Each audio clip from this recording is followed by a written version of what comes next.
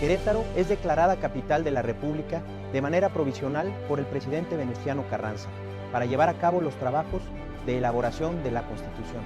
El Congreso Constituyente trabajó del 1 de diciembre de 1916 al 31 de enero de 1917 en el Teatro Iturbide, ahora Teatro de la República.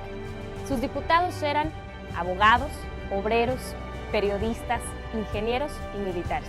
Voces tan importantes como los generales Ignacio L. Pesqueira, Francisco J. Mújica, Heriberto Jara y José Natividad Macías emprendieron grandes debates para definir el proyecto nacional de México. Los queretanos José María Truchuelo y Juan N. Frías participaron en la creación de la Constitución de 1917, en la cual fueron incluidos los más importantes derechos sociales. De los debates más controvertidos fueron los que tienen que ver con el artículo 3 acerca de la educación. Los artículos 24 y 130 que regulan las relaciones entre el Estado y las iglesias. Y finalmente el 123 que trata sobre las relaciones de los factores productivos y la manera en la que se impulsa el trabajo en nuestro país.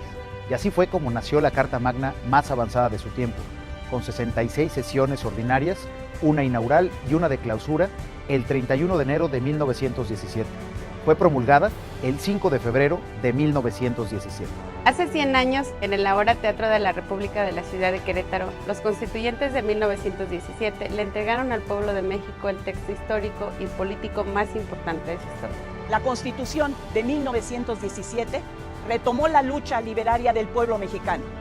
En ella se vieron reflejadas las principales demandas de quienes hicieron posible la gran revolución del siglo XX. Rompió con el constitucionalismo clásico y abrió las puertas al constitucionalismo social, basado en los principios de libertad, democracia y justicia social. Es la síntesis de la evolución jurídica, política y social de México para lograr la paz social y la soberanía nacional. En su artículo 3 dejó plasmado uno de sus grandes postulados, el derecho a la educación, laica, gratuita y obligatoria. El acceso de la niñez a la educación laica y gratuita define el porvenir de la nación, aseveró el constituyente Francisco Mújica en los trabajos del constituyente de 1917. En su artículo 27 retoma los anhelos de los campesinos que demandaron tierra y libertad, que dio paso a la gran reforma agraria de nuestro país. Permitió afianzar la unidad nacional, respetando la diversidad de las comunidades y colectividades existentes a través de un régimen federalista. Retomó las principales demandas de los trabajadores del campo y la ciudad, reconociendo en su artículo 123 los derechos individuales y colectivos de la clase trabajadora. El derecho a huelga de los trabajadores, la regulación de los contratos colectivos y la justicia laboral marcaron el corte social de la Constitución de 1917, que la distinguió en el siglo XX. Los constituyentes de 1917 plasmaron en nuestra Carta Magna un Estado social de derechos, convencidos de que este Estado social garantizaría derechos para todas y todos los mexicanos, garantizando así que se quitara la arbitrariedad hacia las leyes mexicanas.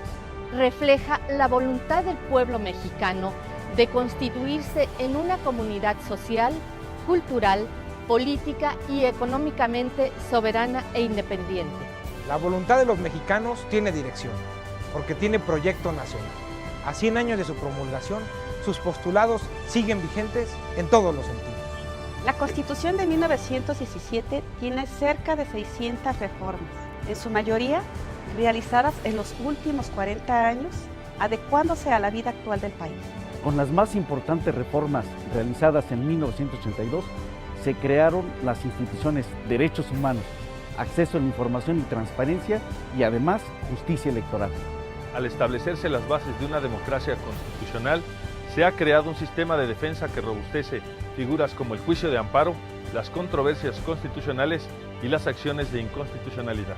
Fue reformada en 1953 para reconocer el derecho de las mujeres a votar y ser votadas, ampliando su participación en la toma de decisiones económicas y políticas en nuestro país. Los derechos individuales y colectivos de los pueblos indígenas han sido incorporados en el artículo 2 de nuestra Carta Magna. El reconocimiento de los derechos humanos en las reformas de junio del 2011 y el juicio de amparo hacen de la Constitución de Querétaro de 1917 un parteaguas en la protección de los derechos ciudadanos ante las autoridades. Citando al doctor Sergio López Ayllón, Lo que tenemos que hacer hoy es celebrar este centenario no como una mirada al pasado, sino cómo le damos vigencia a este proyecto constitucional que tenemos hoy y que plantea un horizonte promisorio, pero que va a implicar un compromiso de todos y cada uno de los mexicanos para hacerlo realidad.